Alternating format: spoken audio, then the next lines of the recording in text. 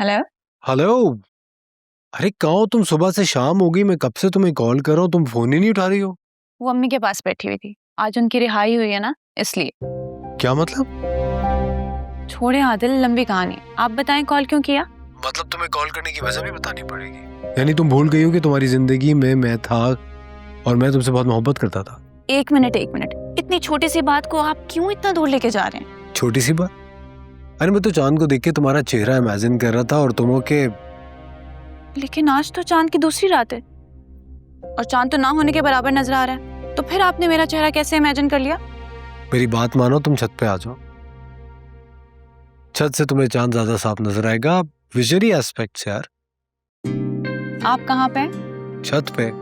I mean मैं balcony में खड़ा हूँ अपने कमरे की। अच्छा, मेरी एनी से अभी थोड़ी देर पहले ही बात हुई थी, वो लॉन में बैठी है। आप मुझे बताएं कि उसने किस कलर के कपड़े पहने हैं? एनी ने? अरे एनी तो बिल्कुल मेरे सामने बैठी हुई है। एक मिनट ठहरो, मैं उससे पूछता हूँ। एनी? हाँ, निदा का फोन है। अच्छा ओके। वो तो कह रही है उसकी अभी तुमसे थोड़ी देर पहले ही बात हुई और ये एनी ने पर्पल कलर के कपड़े पहने हुए हैं। Hello hello.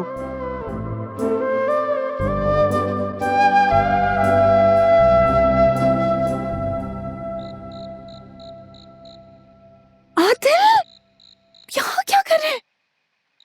क्या मतलब क्या कर रहे? थैंक गॉड तुम आ गई। तुम्हें पता मैं कितनी मुसीबत से आया हूँ। किसी ने देख लिया ना तो बहुत इशू हो जाएगा।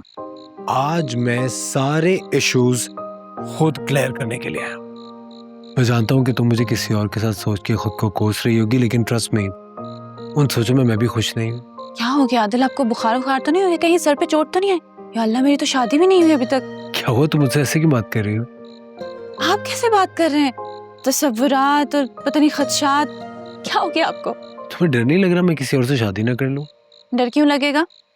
बचपन से जानती हूँ आपको, और चंद साल पहले एहसास हो चुका था कि आपसे मोहब्बत की जा सकती और जिंदगी गुजारी जा सकती, और आप इस खुशफहमी में हैं कि कोई भी लड़की आपसे 2 दिन में शादी कर लेगी।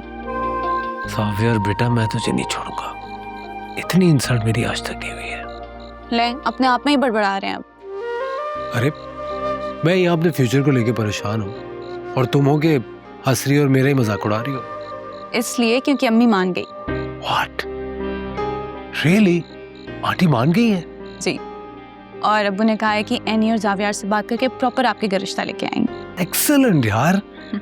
चलो थैंक गॉड, एक पहाड़ तो सर किया हमने।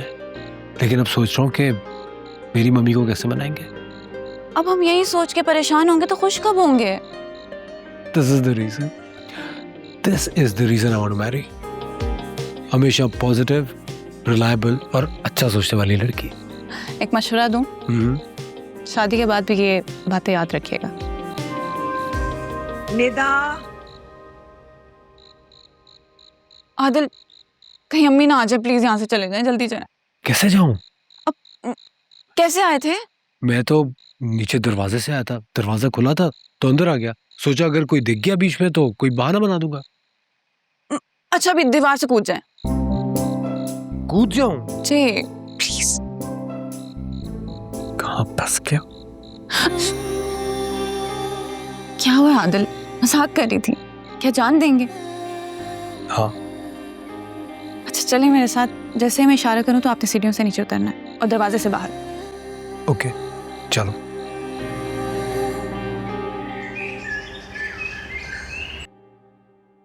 चाचू आपने बुलाया? कैसी हो बेटा? ठीक हूँ। यूनिवर्सिटी से कोई खबर आई? Admission related?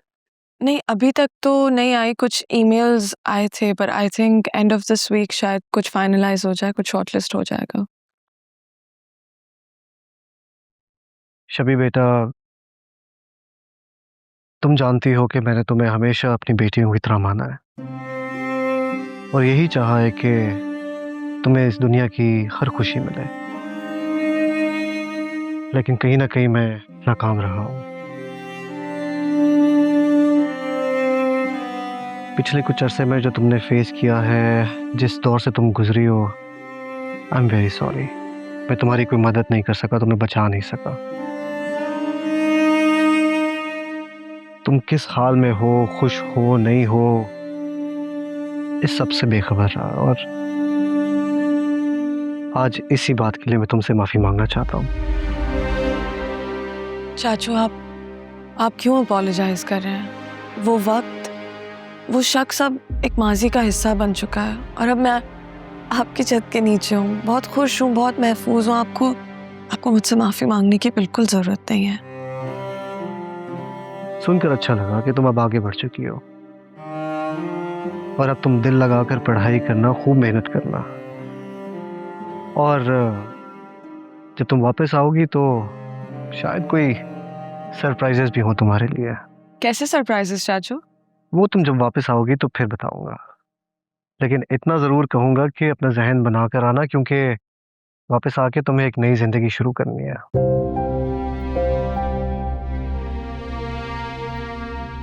चाचू आप कहीं मॉम वाली बात तो नहीं कर रहे हैं? शबी बेटा, ये बातें जब तुम वापस आ जाओगी तो हम डिटेल में करेंगे। अभी फ़िलहाल just focus on the way forward. चाचू ये बात मैं मॉम से ऑलरेडी कर चुकी हूँ और आप भी इस बारे में बिल्कुल मत सोचिएगा, जिससे एनी और जावियार का घर खराब हो, प्लीज। अरे शबी बेटा, तुम गलत समझ रही हो। बस आप एक बात याद रखें चाचू, अगर हमने भी एनी के साथ वो किया जो खावट ने मेरे साथ किया है, तो फिर हम भी उसी कैटेगरी में आ जाएंगे। हम में और उनमें कोई फर्क नहीं रहेगा।